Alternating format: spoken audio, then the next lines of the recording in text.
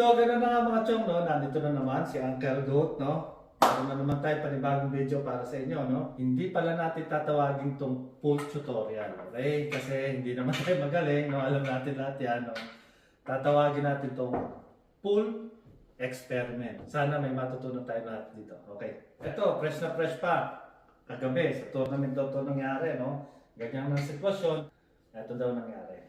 Panoorin natin. Yun. Tama naman ang patama, pero bakit gano'n na nangyari, no? Medyo makapal. So ngayon, i-experiment natin kung ano nangyari doon. Para sabay-sabay natin malaman kung anong tama, ano nangyari mali, para lahat matutunan natin. Okay? Yan, okay. Mapapansin natin, meron na nakadikit na triple dyan, no? Sa 9. Dito, para maiwasan natin yung human error, kasi baka sabihin, hindi, ninipisan mo, hindi, kinapalan mo. Kaya ganyan. So ito, sa pamamagitan nito na naka-freeze, ang 3 sa 9, wala nang human error yan. Kasi pag tinira mo yan, dapat dire-diretso na yan doon. Di ba? Yun siya sabi nilang one ball. Eh. Tingnan natin kung ano nangyari, mga palikoy, no? See? Di ba? Bakit ganun? Bakit sakto na? Pero, makapal pa rin. Anong nangyari?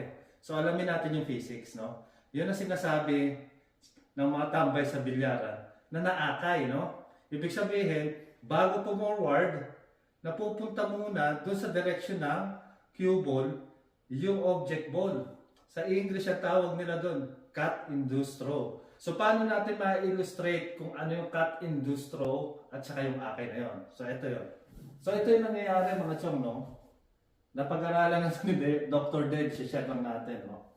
Kapag daw tayo nagkaroon ng mga cut na tira, mga 30 degrees, 45 degrees ba yan, bago mag-forward yung ball ang gumanon, mag-move daw muna yung object ball sa direction ng cue ball. Ang direction ng cue ball, kapag ganyan, di ba? Mag-move muna yan bago mag-move forward. Yun. Gaganon. So yun ang sinasabing naakay, diba? Naakay or may cut-induced throw, no? At ang sabi pa doon, mas mahina, mas malakas ang throw. Okay? Yung mabilis, diretso na, hindi na masyadong akay, no? Hindi pa rin kayo naniniwala, di ba? O sige, titingnan uli natin. Sadyain naman natin na hindi papasok. Yan, diretso na yan, ha? Yan, ganyan. Tingnan natin kung ano mangyayari.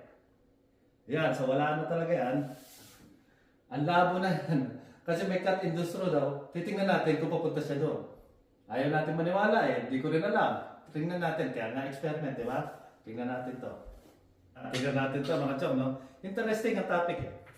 Tingnan natin. Kitang-kita sa camera yan ha. Walang pasok. Dito patama niya sa totoong buhay ha. Tingnan natin. Mahina lang daw. Yun, no? Kita-kita natin pumasok, no? So, ano ang natutunan natin? Kapag ganun sitwasyon na may angulo, no? Lalo-lalo na ganyan, at medyo mahina tira natin, ang sipat ay dapat manipis para pagka-induce ng throw dito ang patama. Di ba? Ngayon, kung medyo malakas naman ang tira nyo, pwede nang diretsuhan. Tingnan natin, ha? Kung malakas ang tira. Kung malakas naman ang tira, yan sakto, di ba? Malakas na tira. Diretso, pero nakita may throw pa rin dito, di ba? Pero papasok na yan. Ibig sabihin, minimal lang ang throw pag malakas ang tira. So, hopefully, may natutunan tayo pare-parehas. Ulitin ko, full experiment, Uncle Goat, peace.